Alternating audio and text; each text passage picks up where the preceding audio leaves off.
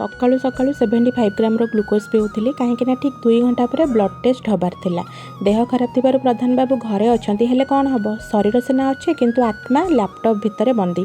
याकू ही कहती घर भितर ऑफिस। एमती बेले बेले लगे ये चाकरी करना कंपनी या किणी नहीं। दिन 12:30 बेलू ब्लड दे हेले सकाळू पेट पूरा खाली। एते जोरे भोक लगुला जे ब्लड दौ दौ खजुरी कोली कदली खाଇବା आरंभ करदेली। दिन 2टा हेलानी माने लंच टाइम आरंभ। मन पूरा विकल होता गरम भात सांग को आलू पोटल चकटा खाइबा ता सह एकदम हेल्दी साग भजा और जबरदस्त पनीर पोटल कषा।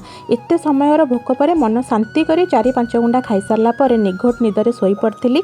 आखि खोलिला बेलू संध्या 5टा तथापि तांकर काम सरू नथिला। आउ सबुठु बड़ सरप्राइज मु शोइथिबा भितरे बाहर जबरदस्त असराय वर्षा हेकी चली जाइछि। एई सुंदर पागरे तांको बुट धरे देई मु पिजुली खाइबा को बसली।